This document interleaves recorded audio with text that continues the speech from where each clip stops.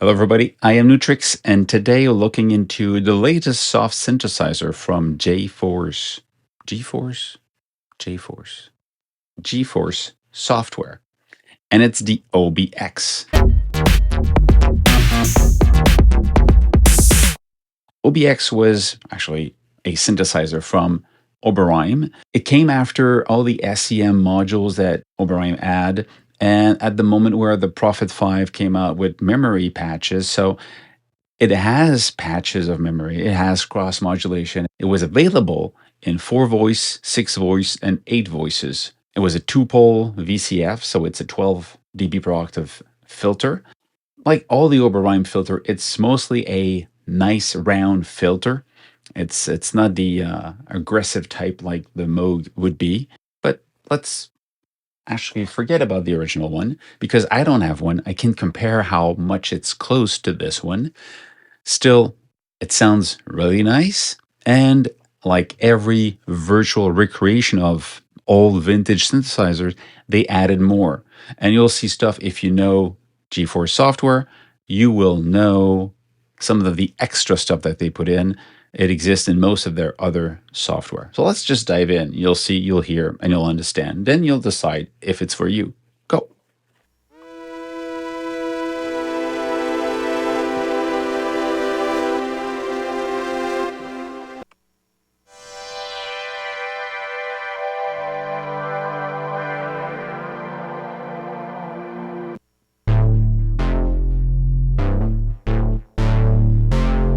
Has that warmth again, aftertouch.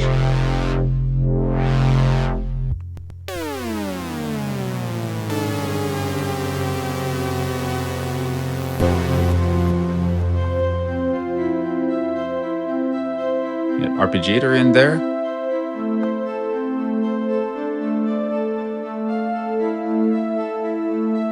And a little thing about the arpeggiator that is interesting to know is in the arpeggiator, you can actually lock it. So then when it's locked and you change sounds, it stays there. So if you found an arpeggiator that you like and you just want to patch different sounds in there, you just go explore for different patches without changing the arpeggiator. So this same thing with the effects. If you want to keep the effects the way you want, you lock them in and then you change the sound. You're just changing the patch, the rest of it basically. So you can unlock these. So this is really powerful and interesting. So the screen is fairly simple. Manual, you have the volume, the tuning, you know.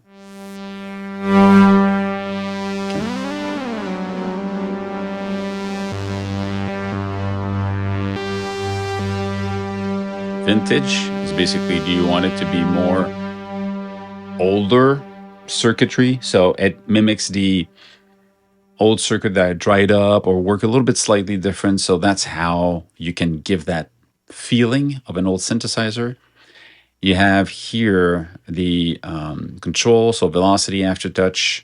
So the modulation, you have an LFO here, and you have 2 destination. You want destination to be sent to oscillator 1 and 2 and the filter, so the pitch, or on the second one, pulse width modulation of the oscillator 2, and volume of it.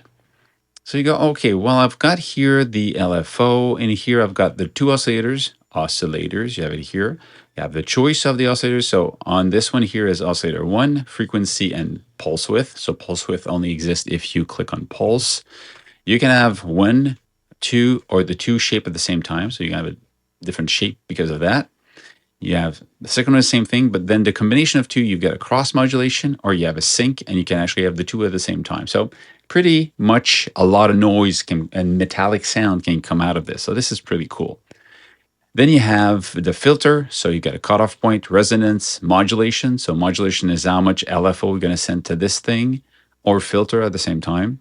You have here, these are how much this is going to affect oscillator 1, 2, noise, and will the tracking of the keyboard change the cutoff point. So as you go up the keys, you want the filter to open up. If you go down the keys, you want the filter to close down.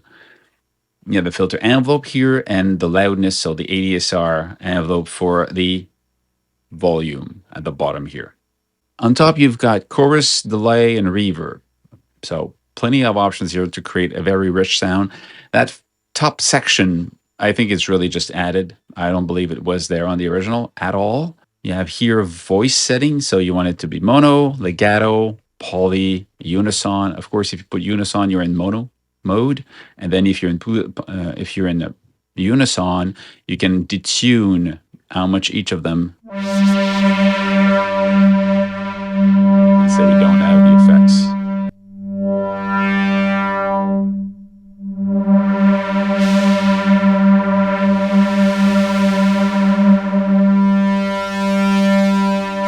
And you have the voice here. How many voices you have? Put it back to 1. It's a monophonic synthesizer. But look at this. You've got ADD for advanced. If you click on it, you have access to more. So these now, you've got retrig, phase, and smooth. Click, and if you look at the top, you have here the information. So I click here, smooth will go from off to 12, 25, 50% of smoothing.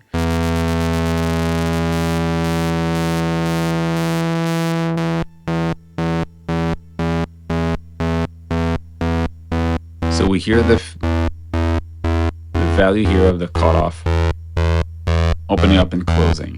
Fine. So now if you go into advanced and click on smooth,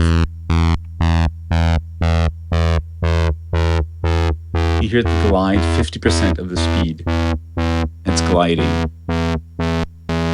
off. You have the phasing also.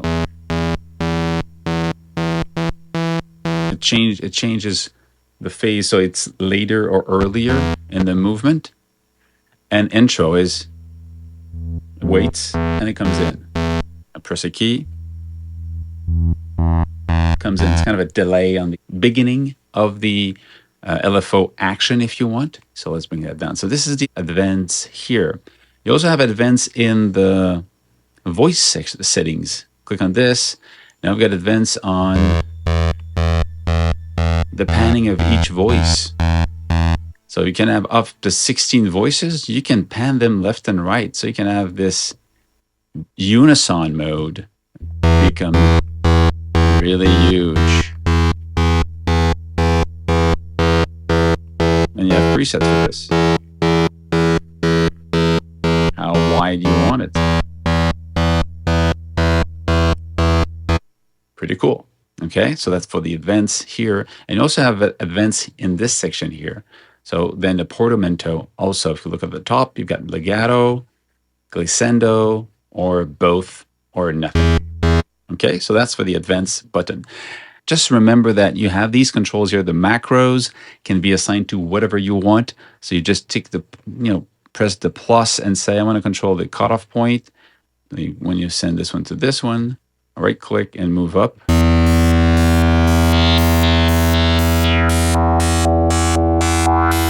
Okay, so really quick way. And again, these could be assigned to MIDI controllers, so it's easy to have. You click on CC, and then you assign these to the MIDI controller you want by moving your knob on your control. So having 4 controllers control the full macros, which is kind of something we see often. And then you could control a lot of parts of the synthesizer at the same time. So this is pretty cool. It is part of most of the GForce software, Softsynth. At the top, also part of synthesis, which is really cool, is these 2 sections here, the XLFO and the XADSR. Click on any knob, click on anything. You click on this one here. It shows you it's the oscillator 1 frequency. Click on this one, then you can have this thing control only this. It tells you it sends to oscillator 1 frequency. So I can say amount, I want it more. I'm having this shape, and that's the speed.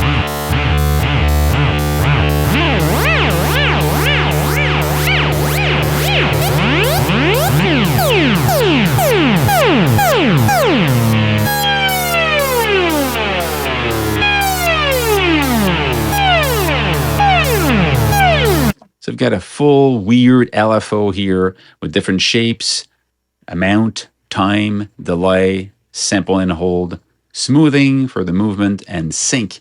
So if you wanted sync, it's how it's going to be actually resync with the LFO. you go, okay, but this exists for every knob and every button. Almost everything here can be assigned. You click here, vintage cannot, tune, volume, this. All these knobs, or most of them, aftertouch cannot, but rate, depth, this, depth. So you can really, even the effects can be controlled in real time and having the effects coming later on. So really powerful for the LFO here. And you also have same thing with the second section, the envelope. You can have these attack, decay, start, sustain start, and sustain time. All of this here can be assigned to almost any knob here. So this is a really powerful feature, and it goes way beyond the original synthesizer. So the power of synthesis in this is just massive. It's having like, I don't know, 64 different envelopes and 64 different separate LFOs. Now, if you want all of them to work the same way, it's easy to take this one and say copy and click another device and say paste, and then you can copy and add exactly the same thing. All the sound except the drums are from the OBX.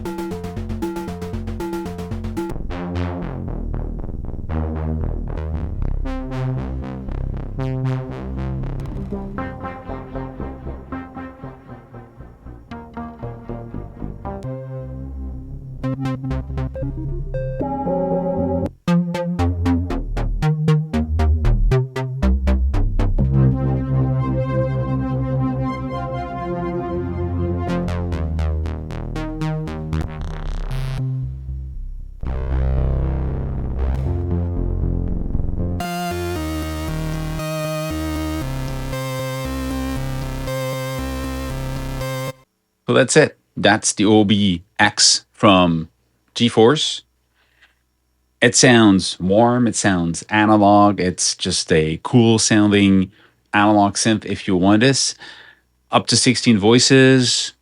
Again, if the sound is what you're looking for, you have to look into the Oberheim OBX from GForce. That's it. Stay safe, make more music, and see you soon. Cheers.